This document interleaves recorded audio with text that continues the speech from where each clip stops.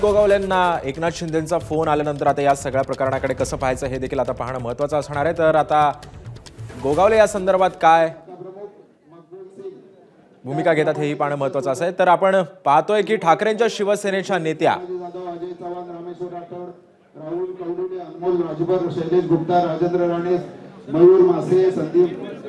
संजना घाडींचा आता शिंदे गटामध्ये सध्या पक्षप्रवेश पार पडतोय। ठाकरे गटाच्या नेत्या संजना घाडी यांचा आता शिंदेंच्या शिवसेनेमध्ये आता पक्षप्रवेश होतोय। त्या उपनेत्या आणि प्रवक्तेपद सुद्धा त्यांनी ठाकरेंच्या शिवसेनेमध्ये सांभाळलेलं होतं। त्यानंतर त्यांनी आता शिंदेंच्या शिवसेनेमध्ये अखेर प्रवेश केलेला आहे। आपण ही थेट दृश्य पाहतोय।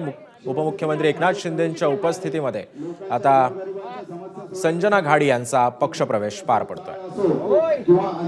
त्यांच्यासोबत त्यांचे पती देखील आता शिंदेंच्या शिवसेनेमध्ये आता प्रवेश करतायत। हे आपण थेट दृश्य पाहतोय। शिवसेनेमध्ये हा प्रवेश केलेला आहे।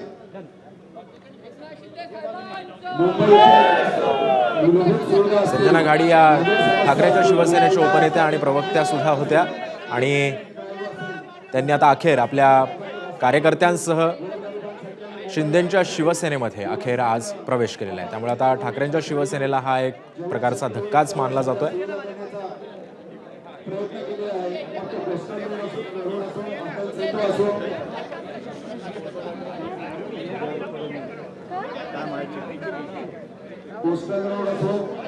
आपण पाहतोय थेट संजना घाडींचा शिवसेना पक्षप्रवेश सध्या पार पडतोय।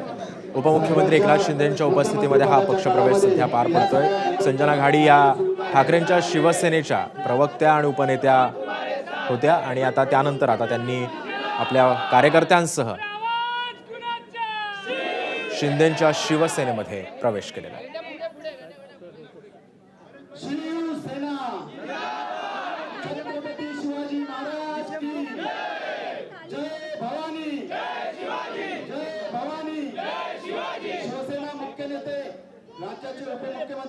या संदर्भात अधिक माहिती देत आहेत आमचे प्रतिनिधी अक्षय वाटकर सध्या आपल्या सोबत आहे। अक्षय, संजना घाडींचा शिंदेंच्या शिवसेनेमध्ये पक्षप्रवेश होतोय। ठाकरेंच्या शिवसेनेला एक प्रकारे धक्का मानला जातोय का? अधिकचे अपडेट्स? खूप मोठा धक्का असेल, कारण की येणाऱ्या महानगरपालिका निवडणुका बघितल्या तर दर आठवड्याला उभाटा म्हणजे ठाकरेंच्या शिवसेनेतून अनेक माजी नगरसेवक जे आहेत ते पक्षप्रवेश करतायत। एकनाथ शिंदे यांच्या उपस्थितीत हा पक्षप्रवेश होतोय आणि आज जो पक्षप्रवेश होतोय तो संजना घाडी यांचा आहे। अगदी काही दिवसांपूर्वीच संजना घाडी यांना प्रवक्त्या म्हणून त्यांचं नाव घोषित करण्यात आलं होतं। त्या उपनेत्या देखील आहेत, मात्र त्यांचं नाव प्रवक्ते पदावर आधी नव्हतं। जी लिस्ट जाहीर झाली होती त्याच्यानंतर आयत्या वेळी यांचं नाव जे आहे ते त्यामध्ये ऍड करण्यात आलं होतं। त्यामुळे त्यांची कुठे ना कुठे नाराजी होती आणि त्या नाराजीमधूनच त्यांनी आजचा हा निर्णय घेतल्याचं सांगितलं जात आहे। आणि त्यांच्यासोबतच माजी नगरसेवक असलेले संजय घाडी हे देखील प्रवेश करतात आणि मागाठाणे हा जो संपूर्ण विभाग आहे त्या मागाठाणे विभागातून मोठ्या प्रमाणात शाखा प्रमुख, उपशाखा प्रमुख, संघटक हे आज संजना घाडी यांच्यासोबतच एकनाथ शिंदे यांच्या शिवसेनेमध्ये प्रवेश करताना आपल्याला बघायला मिळतात।